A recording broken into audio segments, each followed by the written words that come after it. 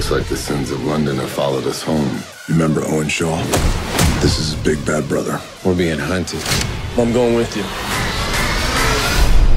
One last ride. And I was just like, no, I had no idea.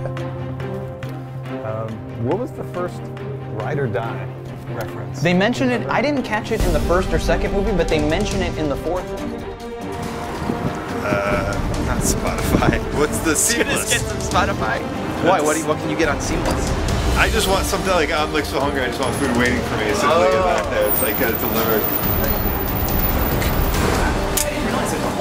Be honest. Okay.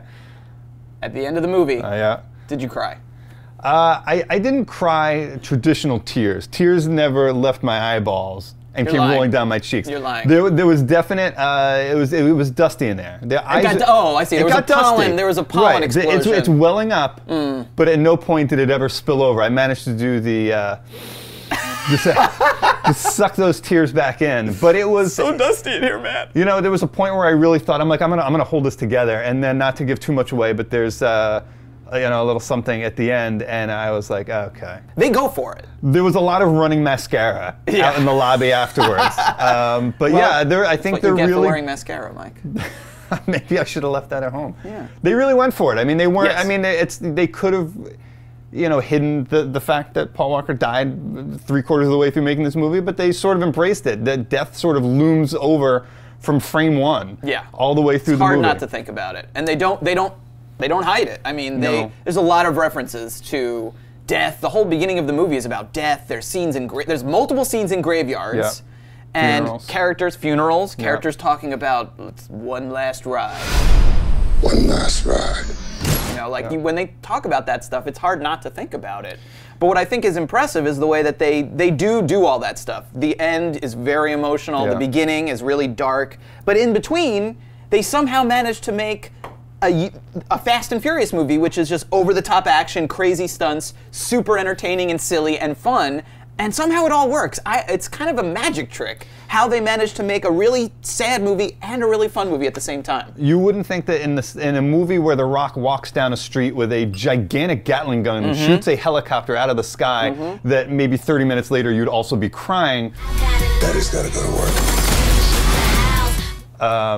But you are. But you are, and they aren't tears of joy. I mean, although when The Rock breaks a cast off of his own hand, I almost did start crying tears of joy. I mean, it was just such a great moment. But it is really remarkable what they've been able to do with all of these movies. Really, they walk a very fine line in terms of their tone, and even more so with this one. What director James Wan, who is new to the franchise, new guy coming in, already such a tough, difficult task that they, Justin Lin, the guy who did Fast 3 through Fast 6.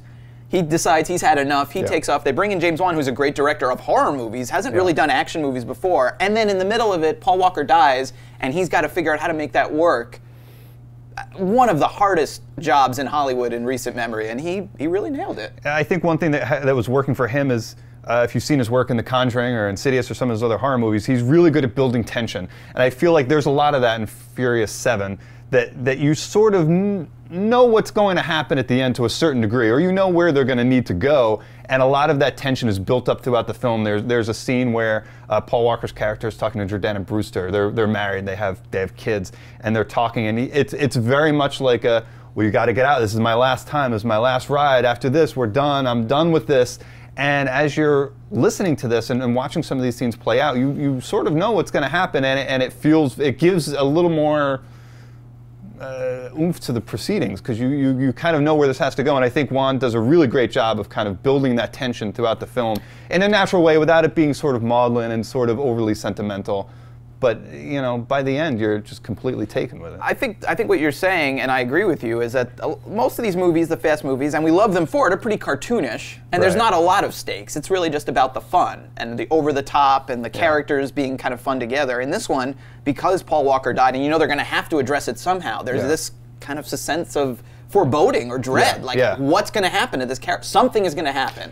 They're going to do something. And worrying about what's going to happen to him just carries through the whole movie. I'm not sure I cared so much about this God's eye computer program hacker yeah. thing that they had to kidnap from the girl who has the guy, and that much I don't know that there's that many stakes involved with that I cared about. Not at all. But the Paul Walker, Brian O'Connor, watching all that play out throughout the movie is very enjoyable in a way that you wouldn't expect from a highly emotional action movie. The plot is not the strength of the movie, as it rarely is in the Fast and Furious movies. This franchise has a knack for doing the least plausible but coolest looking or coolest sounding thing. Like they never choose. Like the beginning of the franchise was hijacking trucks at high speed. Right. Which is, there's got to be an easier way to hijack a truck. To hijack a truck or to get tube televisions. Like they were stealing. Like this franchise has been around so long, they were stealing tube televisions. And here, yeah.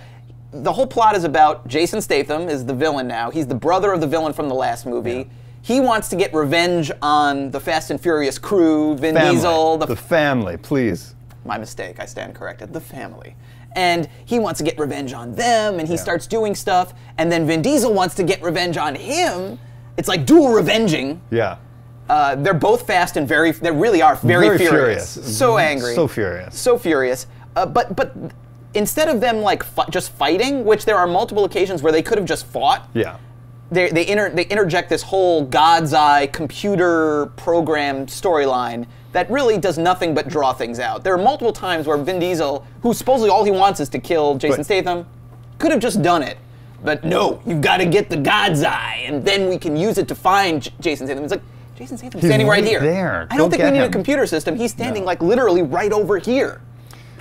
But it still works. I mean, with all those complaints aside, I think you and I both enjoyed it. I think anybody who's a fan of the franchise and who liked any of the previous movies will enjoy it. Where do you think this sort of fits in with the franchise as a whole compared to the other ones that we've seen? I think it's up there. I mean, like we said, it's sort of plot-wise not the strongest, but action-wise, it certainly is one of the strongest in terms of just ridiculous, super fun stunts. There's a great sequence.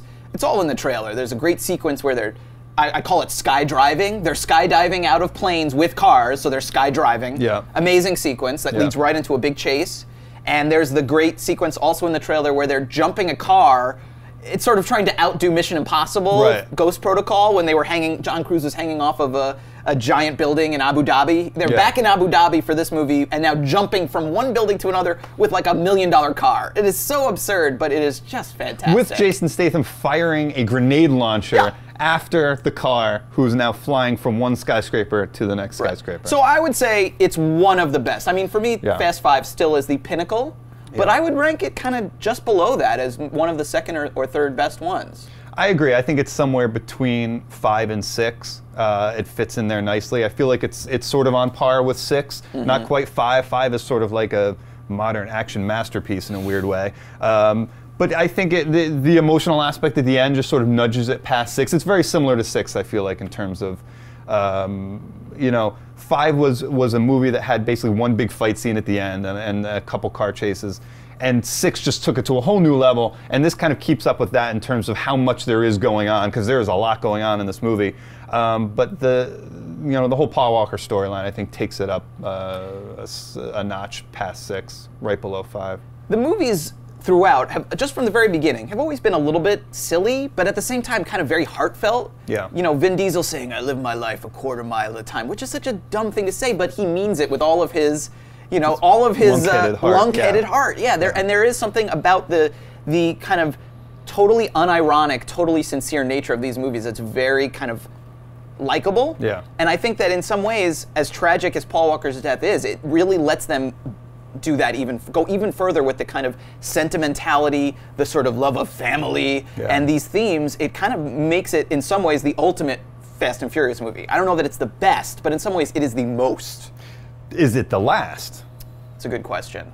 Yeah. Will they?